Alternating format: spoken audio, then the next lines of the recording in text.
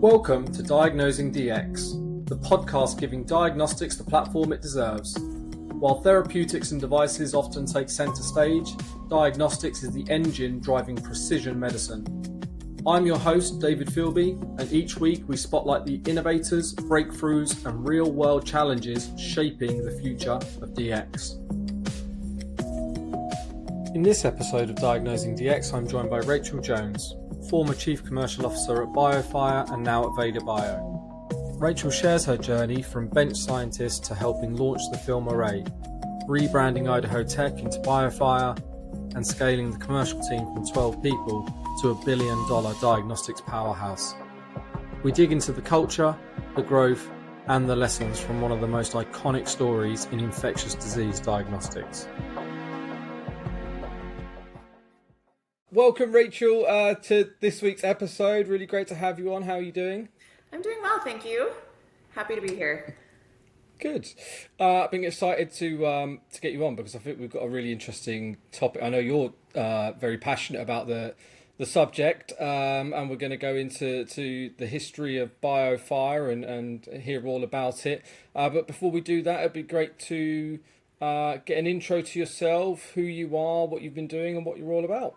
Yeah, great. So, Rachel Jones, and here today to talk about BioFire, but my career actually started as a bench top scientist. I didn't even really know what sales and marketing was at that time, but was fortunate to be introduced to some people at Applied Biosystems at the company I was working at in Boulder. We were one of the first users of the 7700 real-time PCR instruments. That was in the late 90s, right when real-time PCR was sort of taking off. And fortunately, through that collaboration, they introduced me to a marketing role at ABI, which I took and moved to the Bay Area. And really, that's where I got started in commercial roles and recognized that there was this nice bridge between science and commercial that really fit with my personality and my passions well. And so from there, I left ABI and went and worked at Arcturus, which was a laser capture microdissection company, super fun. And then in 2005, my husband and I decided to leave the Bay Area and we moved to Salt Lake City, which is where I live now, which was a pretty big transition for us. Both of us were scientists in the biotech field, so leaving sort of that biotech mecca and coming to Salt Lake was perplexing for some, but in hindsight, an awesome move for us, because about a year after we got here, I got a call from a recruiter for a job at Idaho Technology, it was a sales position. I didn't know that I really wanted, but I went in, interviewed. It turned into a marketing role, and that really turned into something special. That was Idaho Tech, which became BioFire, which eventually was acquired by bioMérieux. I spent almost 15 years there launching the FilmArray platform, which was amazing. Left there in 2020, went to Carius to do metagenomics for a little bit, then to a point-of-care company here in Salt Lake called Diagnostics. And now I work at a company based out of San Diego called VedaBio. I'm their chief product officer, so really focused on getting the product launched and commercialized using CRISPR as the technology base. So it's pretty exciting and super fun.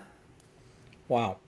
So initially, scientific background, bench scientist. Did you know when you were in that sort of them early scientific roles, did you know your personality didn't fit? Or did you feel, that's probably a really bad way of saying it, No. But did you feel a passion somewhere else maybe? Or were you bored? I don't know. That is actually a super interesting question, because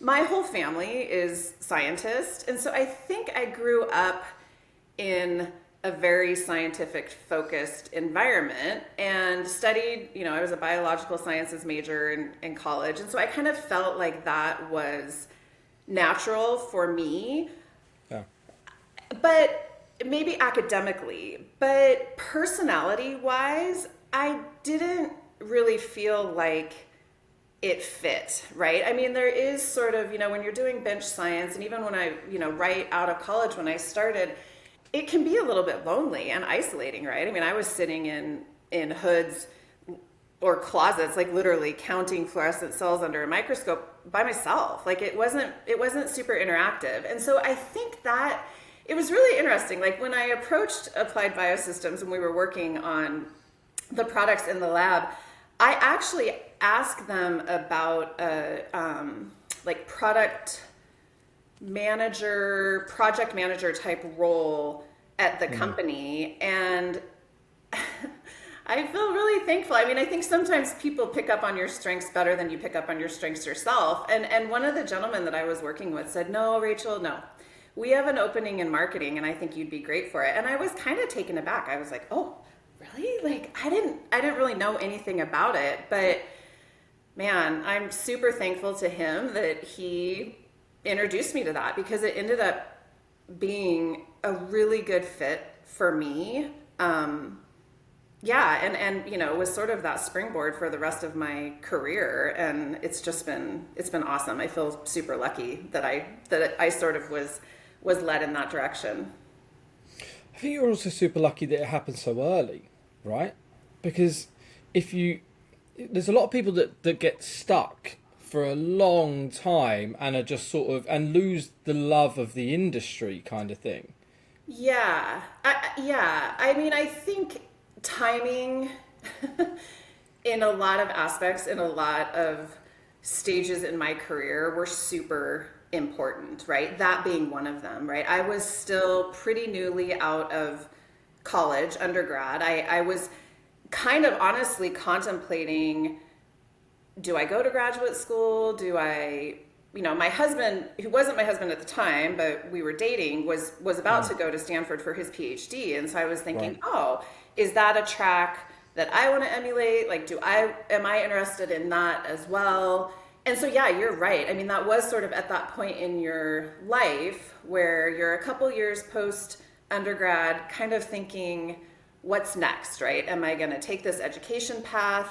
Am I going to double down on just science as a research associate and a research scientist and work at the bench? And a lot of people contemplate and move into business and go for like a master's, an MBA or whatever. But yeah, I took this leap. I left Colorado, which is where I was born and raised, and went to San Francisco, which was a big, scary move for me. And then things just took off, right? I mean, like I said, that was right when real-time PCR was taking off. And so I had this awesome opportunity to not just work on the 7700, but to work on the product requirements for what became, the 7500, which is like a very well-established real-time PCR platform in the life sciences area. And so, yeah, and then of course moving here, right? I mean, it was just so fortuitous that when I moved here, it was right when Idaho Technology was starting to contemplate moving out of this arena that was really focused on government and starting to think about broadening their commercial applications into more of a life science area. And they didn't really have any marketing expertise. And so again, super lucky. I had gotten this amazing experience in the Bay Area working with these awesome products with awesome mentors. I had some great mentorship while I was there.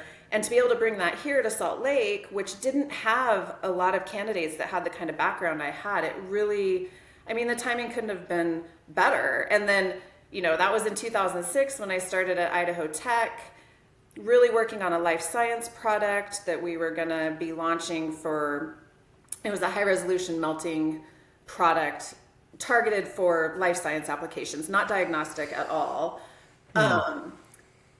And then in 2008, we started working on the film array, and I had 2 years to sort of introduce that company to marketing, to commercial, like what commercial meant, because it was super academic when I first started, very much just an R&D focused company. And so taking these baby steps with this high resolution melter and it worked, really, I think opened their eyes at Idaho Tech to, oh, we can integrate commercial into science. I also think my scientific background really helped me at Idaho Technology because they were so R&D driven, that I think if I would have come in there without being able to have those conversations about PCR, about science, about what was happening, I don't think I would have been able to establish the credibility that I did. I don't think they would have trusted me to take the next steps with the commercial program if I hadn't sort of established myself in that manner initially. So yeah, and then, the film array, I mean, oh my gosh, that's just like a crazy story. I mean, it took off, and was really, really so fun and just amazing. So, and by the way, you just mentioned something that I actually love. The combination of scientific background and understanding plus commercial acumen as you gain exposure to that is a really powerful combination, isn't it? We see that a lot in some of the highest performing commercial people. Their academics tend to be quite scientific, and then they just are very similar to yourself. Maybe they even coming out of college, they just knew that's not what they were there to do. They go and try and get into the sales side of things. But Idaho Tech, so you've mentioned the product. What was the transition from Idaho Tech to BioFire? Was that acquisition? At Alevra Consulting, we focus on DX only, supporting early stage and growth companies achieve their milestones by solving their biggest talent challenges. Have you ever suffered from working with a talent partner who was either life sciences or med tech and dabbling in diagnostics? Or no more? Work with a diagnostics specialist talent partner. No. So yeah, that's a good question, and it's kind of a fun story. So so I joined Idaho Tech in 2006 in Salt Lake City, which was a bit confusing to people. But the company had actually started in 1990 in Idaho Falls, Idaho, which was the catalyst of that name, Idaho Tech. But then had moved down here to Salt Lake to be closer to the University of Utah, ARUP. There was a little bit more going on down here. And so, so Idaho Technology was really, the foundation of Idaho Technology was rapid PCR. And some people know this, not everyone, but Idaho Technology actually was the inventors of the light cycler, which they licensed to Roche, which became that platform for real-time PCR for Roche in the late 90s. That came from Idaho Tech. And so they licensed away life science and diagnostic rights to that rapid cycling, but they retained the applied markets. And so what Idaho Technology did was repurposed that into a product that they sort of ruggedized. I don't know that that's a real word, but they put it in a Pelican case and started working with the Department of Defense and other government agencies and put together assays for biothreat. Again, talking about timing, right? That was right also around the time the anthrax letters started, and so Idaho Tech also was competing really closely with Cepheid in those days for that postal service contract, which Cepheid ended up getting. But regardless, Idaho Tech built this business that was really funded by two streams. One was those royalties that they were able to get from the light cycler sales from Roche, and the other was they had basically one customer, which was the US government. And so they were getting contracts to do development work, and then a lot of those contracts also had a procurement contract to them where they would then buy the equipment and the reagents that they were making. So that was Idaho Tech. So Kirk Ryrie, who's one of the founders of Idaho Tech, had this idea to leverage that rapid cycling, which was the foundation of Idaho Technology, but then to add on top of that, this ability to do this massive multiplex nested PCR and start to build out these panels for infectious diseases. and honestly pitched this to the military and to the Department of Defense, who gave us a grant to start what became the film array. And so in 2000, that was 2008. I would say in 2010 things started getting serious, right? We started clinical trials. Things started getting honestly expensive, and we started thinking about raising some additional capital, right? The revenue stream from the royalties was kind of starting to go away.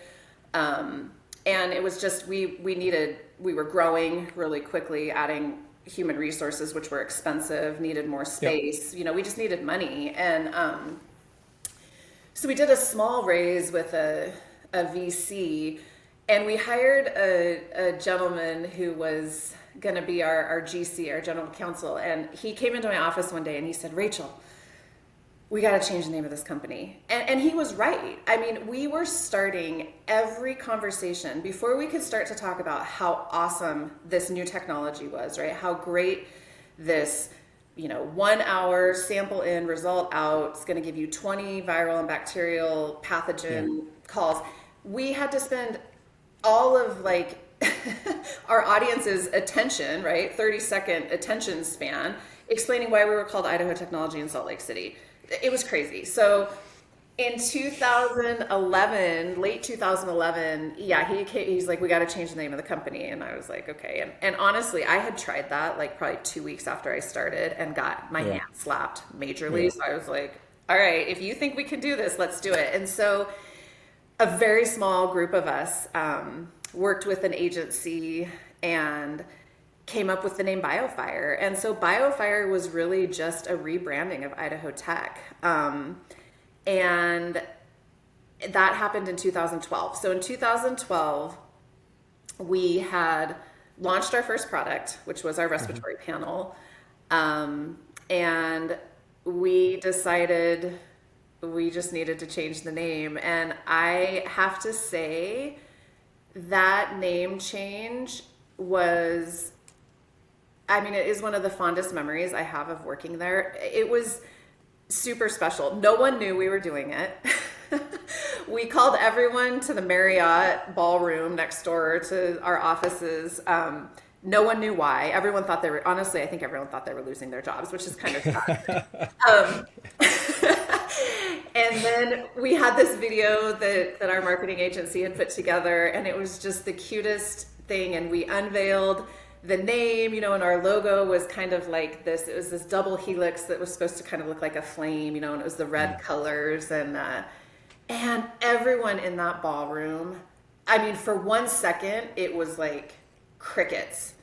And then it just erupted. And I think that was a real, for me, as sort of the commercial leader of that company and, branding, and it was a super pivotal point for me. I think that was the point where I felt like this is special, this is different, and this is gonna be awesome.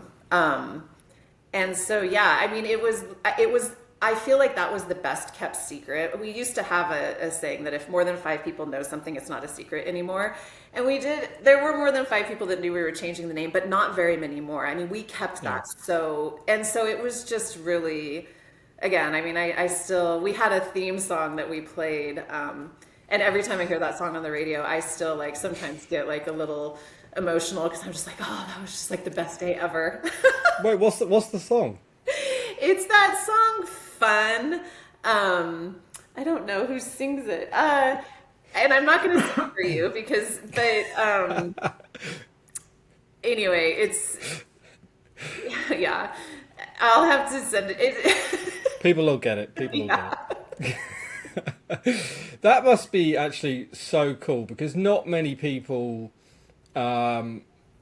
would ever get to do a rebrand. And I bet if there was, with the previous brand that just clearly didn't fit and caused more questions than answers, for someone like yourself who was involved in the rebrand, there must have been an incredibly sort of meaningful connection to it. Oh, that, you're passionate about the product, but then you're also passionate about the brand. I mean, that's what everybody would want in a culture, isn't it? To be sort of, I bet everybody in that room had a deeper connection to the brand because they were there before and through it and after, 100%. I mean,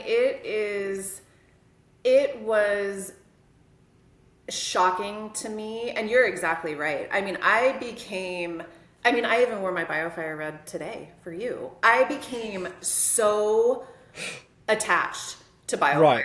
I mean, and a lot of people that were there at that time did. You're exactly right. I mean, I remember when we had a groundbreaking for a new building that we were building, because again, we were growing so fast. We were just like building buildings and moving constantly there for a few years. And one of our employees came up to us, we had our hard hats on, and it was kind of like your typical groundbreaking with like your gold shovels and stuff. And he lifts his sleeve up on his shirt, and he has a fairly large BioFire logo tattoo. And we were all like, oh my goodness, like this is, again, I mean, and it's like when you're a leader of a company and you see people that are so bought in, your employees that are like so passionate about the company and the products and love, I mean, people loved that logo. I mean, they loved it. They just thought it was, yeah, for me, oh my gosh, it was so fulfilling. Like I felt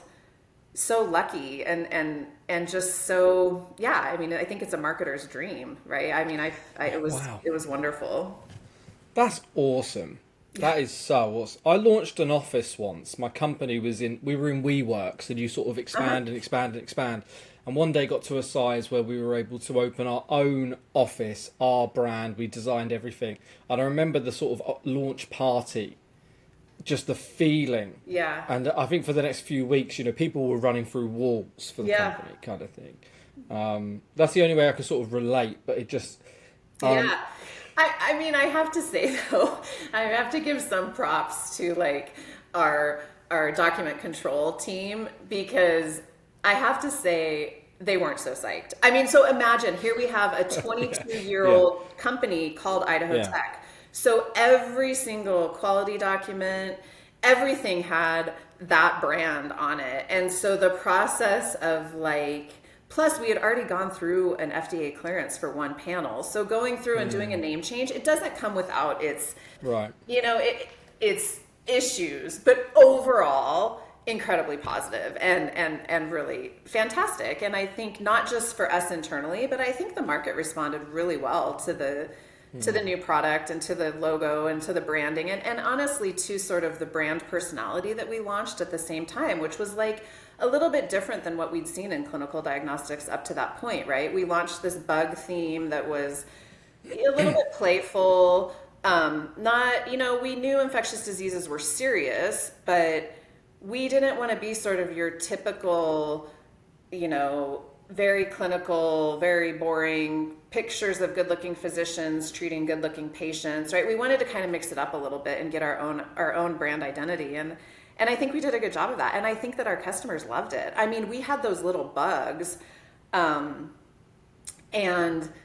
I mean, people were crazy about those things. I thought, oh my gosh, who would have ever thought like people wanted to collect these little figurines of human metapneumovirus, right? I mean, but people loved it, and so it was super fun. We had so much fun with it. That is awesome. I didn't know we'd be covering this, but this is really cool. I'm fascinated by the culture side of successful businesses, and that's actually ultimately what we're really here to talk about, isn't it? Because it's so important. Yeah. But before we continue down this route, I think it's important that we talk about the science and the tests and the impact and what did the market look like at the time, what was out there, what was the competition, and not even the competition, what did patients have access to before the BioFire products really hit the market? Yeah, I mean, I think honestly Luminex had done a good job at starting this trend for putting together groups of probable pathogens, that's a bit of a mouthful, for these infectious diseases, right? And that was really what BioFire wanted to do. We recognized early on, so when we first started our initial brand planning, which was probably around 2009, we identified what we called the Big Five, which were these 5 infectious diseases that had a really big burden on the healthcare system because the symptoms were overlapping.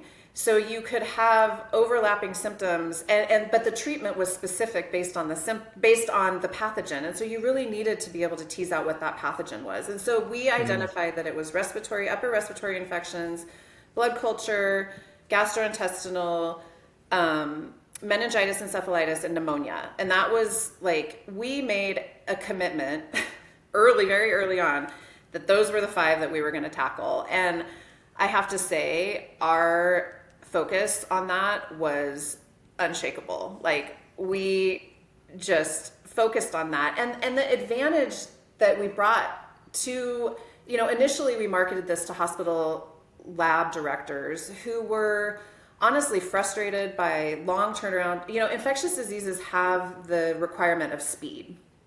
It's a little bit different than genetic testing and other types of tests because these infections can, especially for blood culture or for sepsis, you can, die fairly quickly. And so speed matters. And so again, like I've mentioned before, leveraging sort of this rapid PCR, we were able to sample in, result out in an hour, for these panels of pathogens, and the hospital directors and laboratory directors responded really favorably to this because it was easy.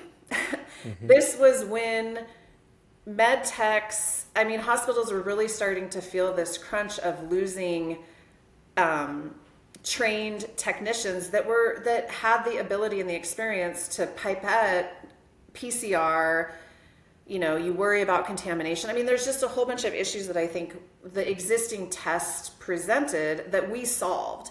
And so having the ability to have this platform where you had one pouch, it was room temperature stable, you put your sample in, you put it into the instrument, an hour later, you got a detected or not detected for, our first respiratory panel was 21 pathogens. It was really, it was awesome. And, there were definitely challenges for us because we weren't a Roche or an Abbott. And so I think people initially were like, okay, is this going to be like, they're going to launch a respiratory panel, we're going to invest in this equipment, which wasn't super expensive, but hospitals, especially labs, run on a very tight budget. And so we had made this commitment that we were going to try our hardest to launch a panel every year, which didn't happen, but we weren't that far off. And so, the fact that we launched the blood culture panel really soon after we launched respiratory, I think gave those hospital directors a lot more confidence in the company. And from there, it just kind of took off. And so we coined this term syndromic testing, which now I think is pretty broadly used for this type of testing, which has become honestly really popular in a lot of hospitals. I think in the United States, there's probably like 70% of the hospitals have a film array in them. The footprint is crazy. But yeah, so that was the technology. That's what we did. So that first panel that went commercial, you said obviously you weren't a huge global company at that point that could, necessarily bring, ultimately it's still a company trying to bring new products to market. What was the company in terms of size and headcount, and what did the commercial department look like at that time when the first panel went live? Yeah, that's a good question. I think the company was probably maybe close to 300 people by that time. You're going to laugh when I say this. Maybe not. I don't know. But I was actually just looking at this the other day. My department, when we launched the film array in 2012, and this was my whole department, this was sales, marketing, and customer support, was 12 people. Wow. which I 12 think is, people.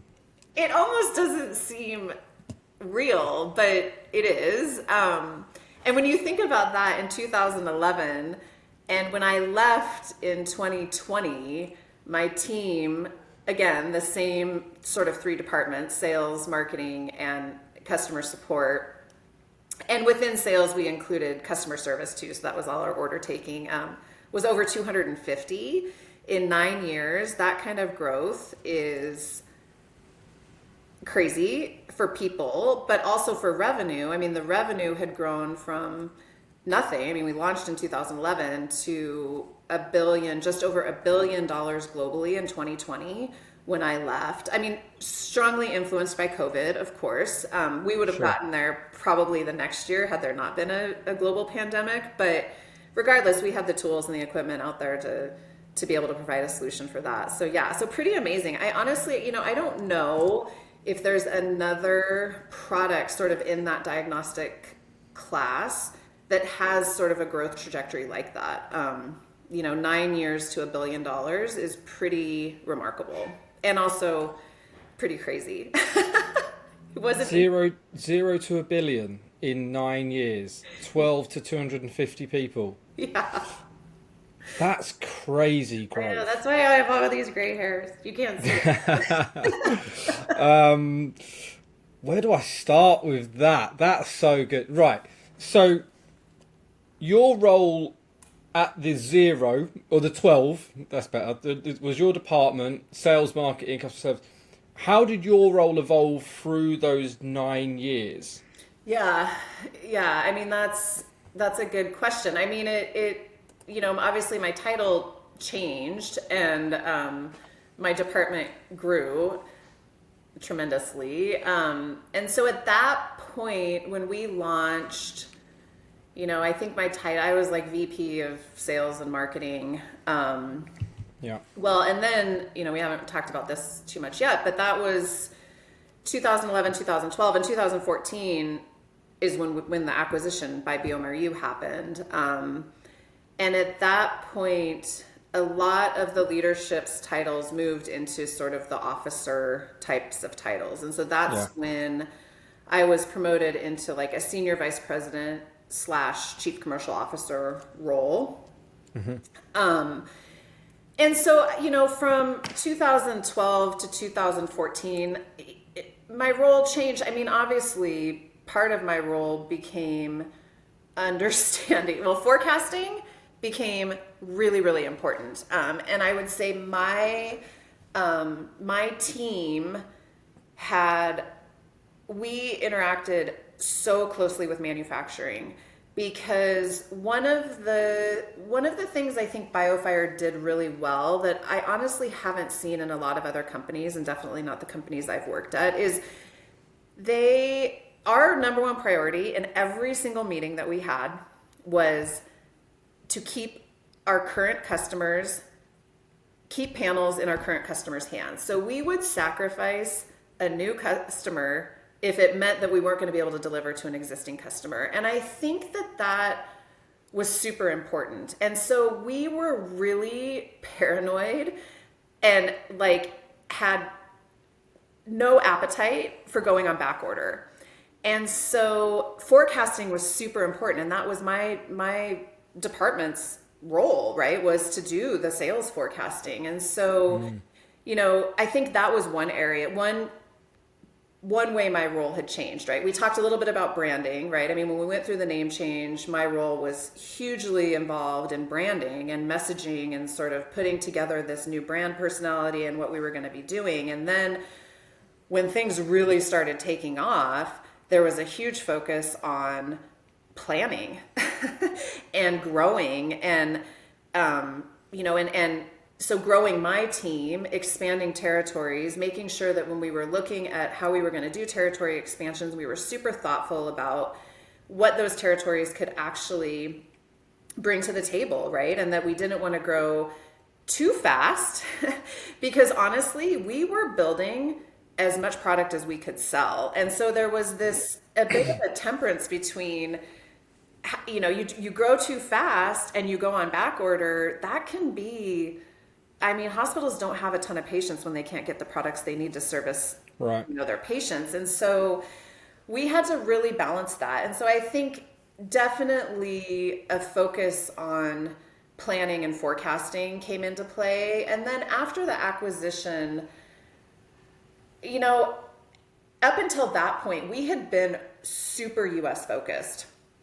That was where the money was. That was where we understood the market the best. It was kind of easiest for us to build a direct sales team in the US. We had a few distributors internationally, but post acquisition, then I think the desire to really get this product globally adopted and get the bioMérieux subsidiaries trained and invested in selling FilmArray and understanding how to sort of transition from laboratory sales, which a lot of the bioMérieux products were being sold into laboratories. And at this point, we had sort of pivoted more to a clinician and physician messaging approach. And so getting the subsidiaries at bioMérieux comfortable with that, I think that became part of my role as well.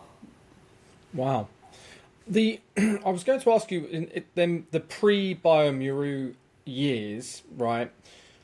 When you look back at that, what were the things that you felt were exceptional that allowed you to feel that growth? And that mention of prioritizing existing clients always feels almost, it's not counterintuitive, but there's a pressure from above, right? That I could imagine, you're running so fast, and it sometimes it feels like get more customers. We're killing it. But the fact that you were able to retain that sort of discipline on no. If we can't do it, don't add it. Focus on keeping the existing. Do you know what I mean? But that's fascinating. But what else was exceptional back in those early days that when you look back now, you think that was key to our growth? Yeah. I mean, there's one thing in particular that I think was super unique.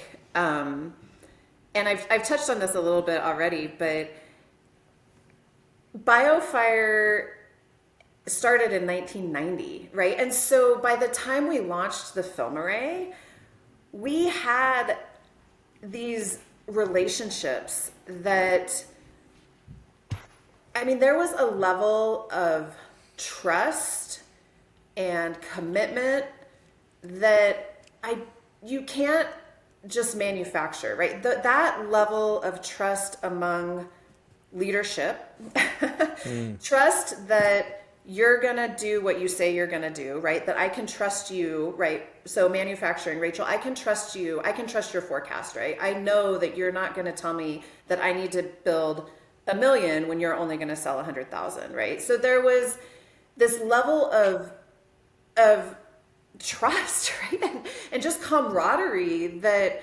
honestly, I mean, I look at startups today. We used to joke around, right, that BioFire was a 20-year-old startup when we started with the FilmArray, but right. There were literally people there that had decades-long relationships. And so when you have that foundation and you have that relationship level already established, and then you start dealing with these hard problems like not parting out and real serious issues,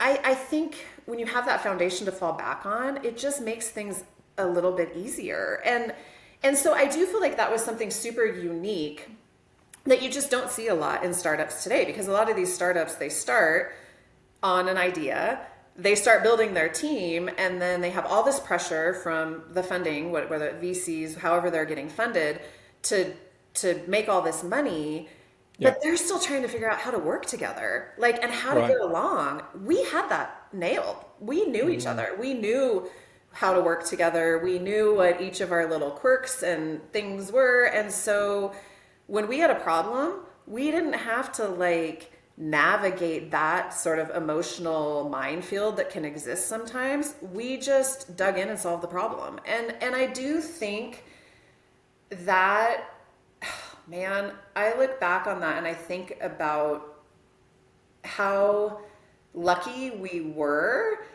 that, even in those early days when we were Idaho Tech, and I think, people laughed at our name and we were a bit of this underdog and kind of this quirky little company, those years were so important for what BioFire became, and just really critical to kind of getting through all of that messiness that sometimes happens with communication and navigating difficult conversations and understanding that when someone disagrees with you, it's not personal, right? We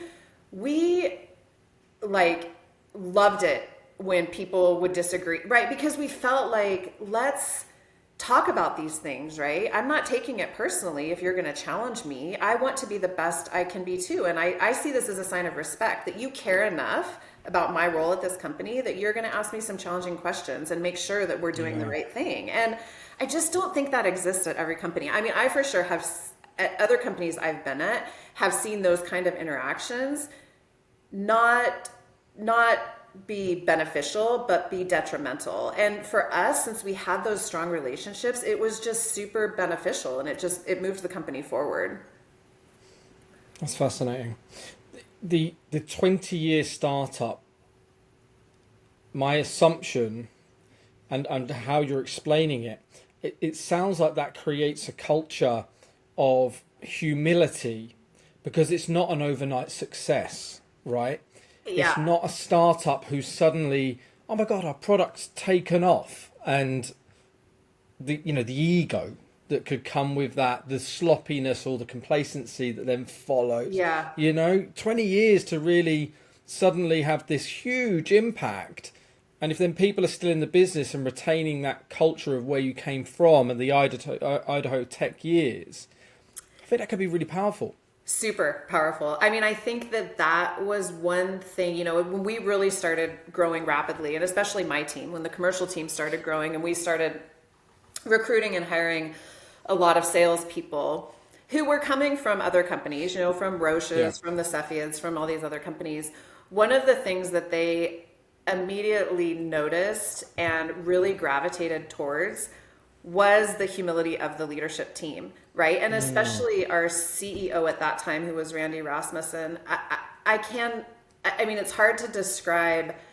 When I would have him do the introductions and give presentations at our global sales meetings, I mean, the audience was mesmerized. Like, he was so down to earth, just super humble, and it was great, because honestly, what that does is it makes you as an employee, you really want to work hard for people like that. And I think that's what BioFire had. I think there was this humility in leadership that really encouraged and motivated people to do their best when they came to work every day. It was great. I mean, I loved being part of it. I feel lucky that I had that opportunity. I mean, it was super special. Where did the focus on innovation come from? If you're a 20-year-old company and you've got products in the market and they're slightly different or less advanced than the products that really, the film array, where did the focus, because a lot of companies now actually, and this goes back to your point about VCs driving the need for commercialization, is that innovation actually suffers. You sort of bring a product to market. Once you get into revenue or profitability, it's like, stop R&D. Let's squeeze this and see if there's an acquisition or an IPO on, something like that.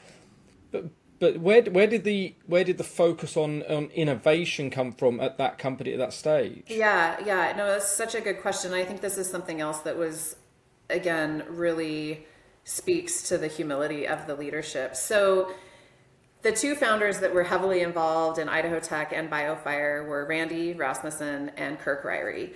And Kirk Ryrie was really the innovator. I mean, so smart, engineer, scientist, nothing was off the table. He had a bazillion ideas in his head and was always innovating. I mean, the day we launched the film array, I remember actually at sort of the first leadership meeting we went to after the acquisition, he got up there and the first thing he said was, I'm already working on what's going to kill the film array. And everyone was like, oh no, we just got, but that was his mindset, right? He was always thinking about what's next, never comfortable with what we had. And so in those earlier days before the acquisition, when it became pretty obvious that the film array was going to be successful, he stepped out of that CEO role because he recognized, again, that he was this inventor. He wanted to be at the bench. He wanted to be inventing. He didn't want to be dealing with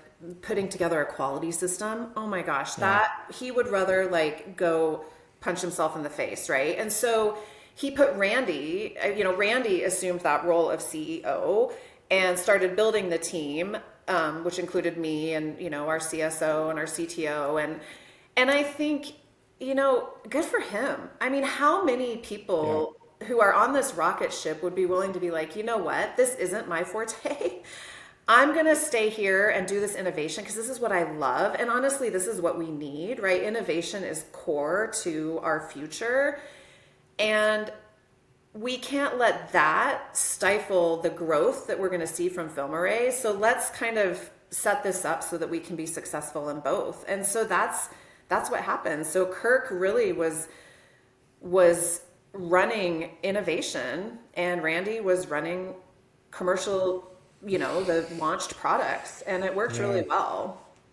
That's awesome. So fortunate to have leaders that are passionate about innovation for whatever reasons, whether it's the impact on patient populations or healthcare systems.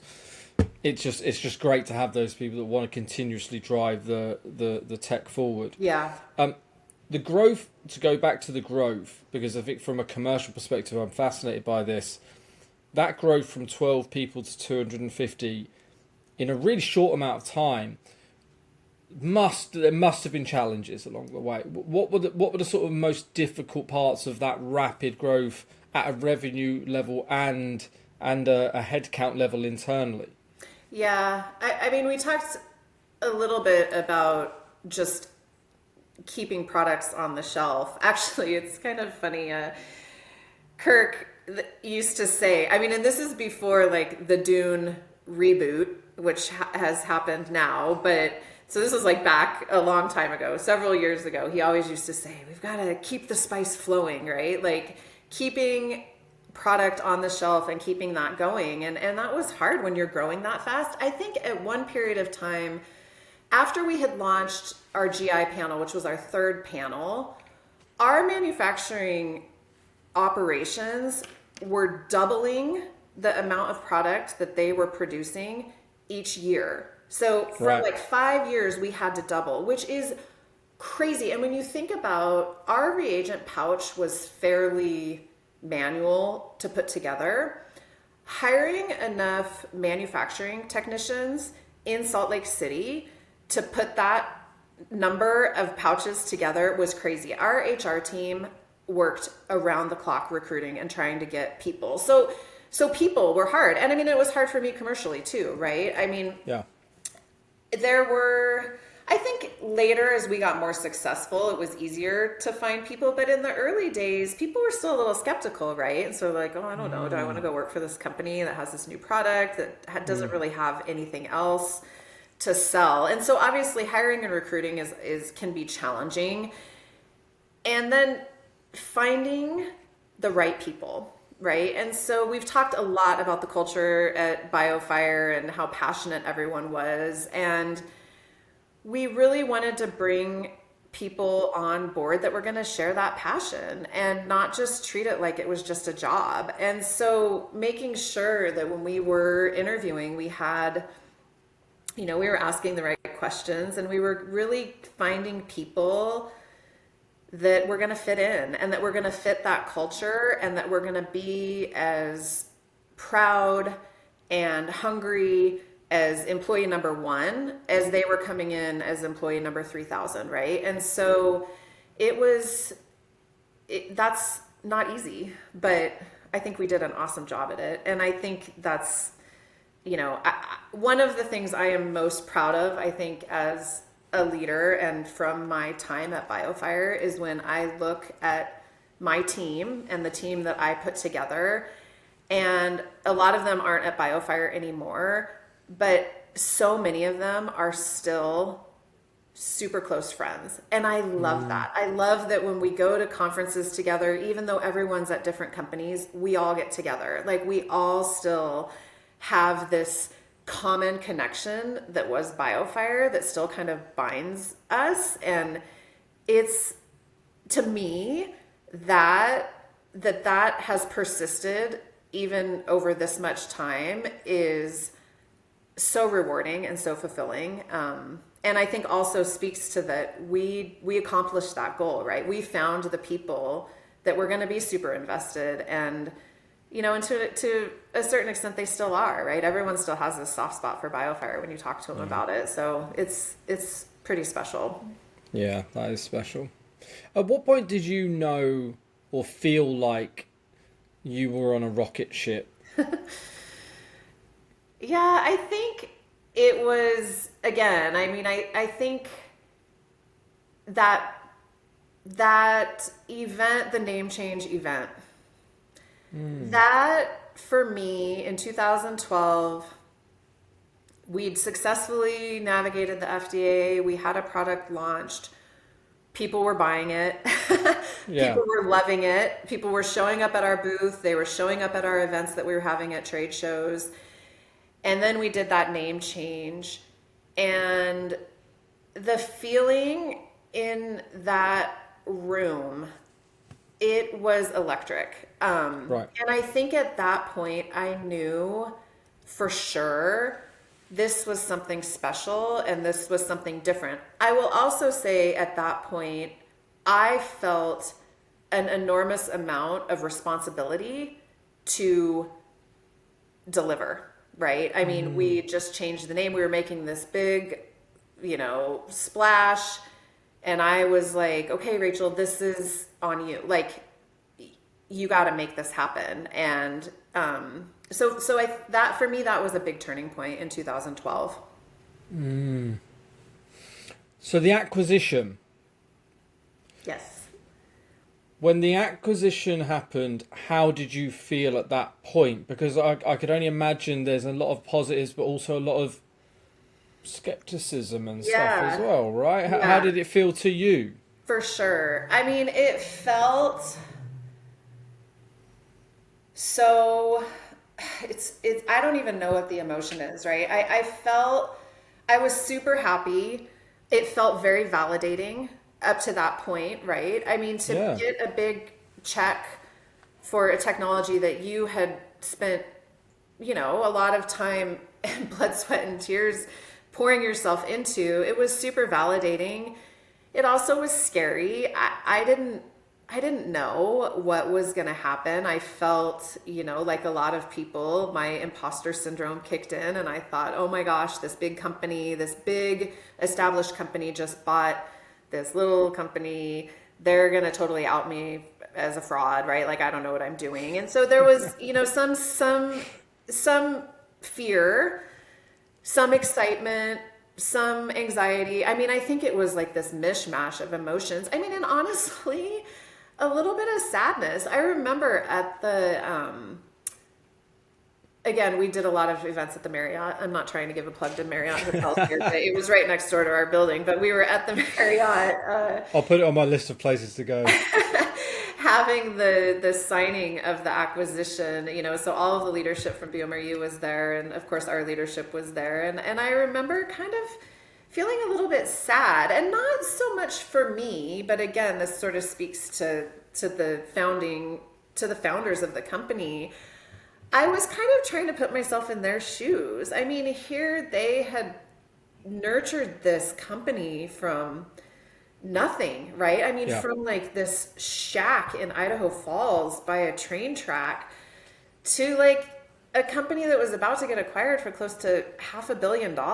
And I was thinking they must be happy, but kind of sad. It's like sending your kid to college, right? Like, we did it, but I'm going to miss like that it's ours.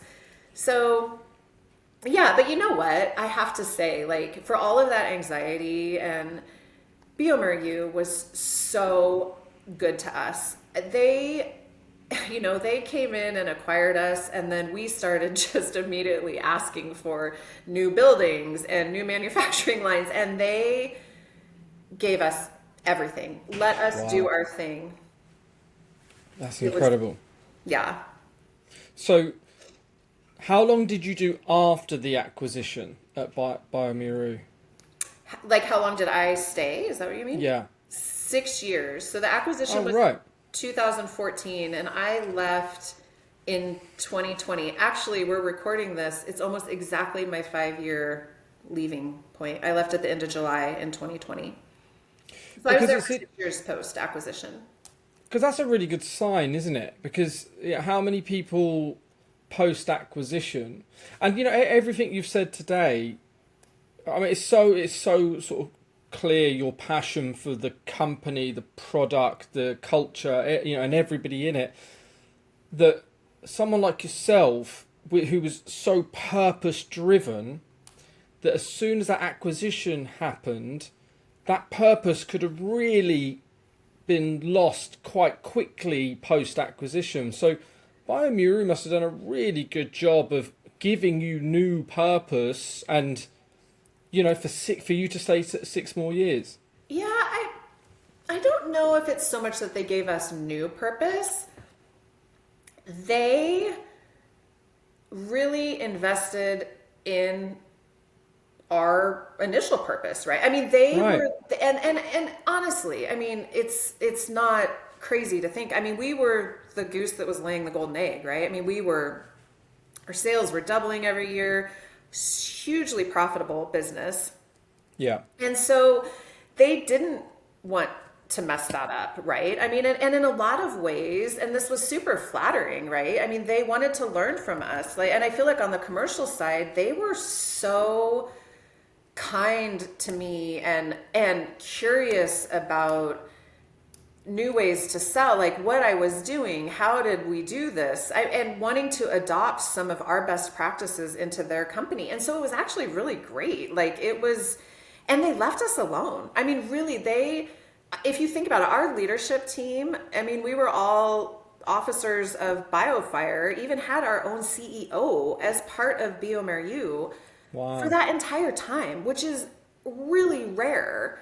And so, it wasn't until we were approaching this $1 billion sales target and goal that I think it became obvious that the integration needed to happen. But for a really long time, it did feel kind of like we were still our own little BioFire company. That's great. And I think it's not like they weren't benefiting from that. It was mutually beneficial. And yeah, it is, you're right. It was great. And it is also, I think, very rare.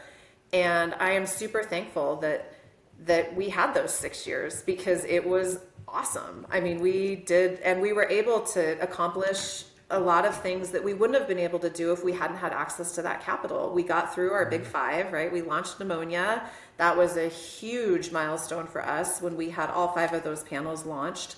And so it was really nice that we had this partner and Yeah. an acquirer that really valued us. And wanted to learn from us. I mean, that's super flattering. Here we all thought, oh, they're gonna buy us and they're just gonna come in and they'll take over because they know better than we do. And instead they came in and they said, no, we want to learn from you guys. Like, how are you guys doing this, right? And it was refreshing and really nice. Like, they were amazing and are amazing. I mean, it's a great company.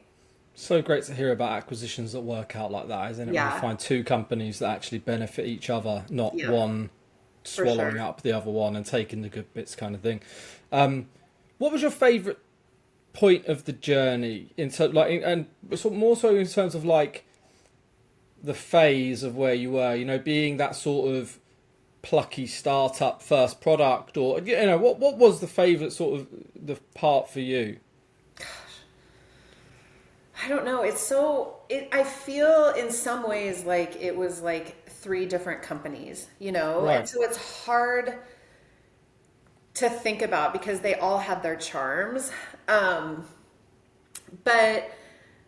I mean, probably my favorite phase was that little window that we had between launching the first product and before we got acquired. When we were still our own BioFire, we were stressed. We were running out of money. I mean, and so it was not, I wouldn't say that point in time was like the easiest, but I think it was my favorite because it was when I feel like that's when the bonds really were solidified between people, you know, and it was, and we did it, right? And I think when we got to the other side, there was like this sigh of relief, and you look back on those times where you are just working your tail off and thinking, ugh. And of course, this is hindsight. I think when I was in it, I don't think I would have told you that was my favorite time. Because Yes. I had two young children at home. I was traveling all the time. My husband, you know, I don't know how I didn't lose a kid, honestly. Like my husband and I look back on that time, and because we have no family here, like we're just kind of here in Salt Lake on our own. But Yeah. but now, you know, with the benefit of hindsight, of course, I look back and think that was my favorite for sure. I mean, we just got it done, and it was awesome. Isn't it funny that the bit you look back on with the most enjoyment is probably the most stressful, where the fight was the hardest and you overcame it, and you probably remember the team that was there at the time the most and Yeah. have the strongest connection to them. Yeah. I love that. I got to ask you this. We'll probably make this the last question because I think we could probably talk another hour, Rachel, about this. But then it would just be you and me talking. No one's going to listen.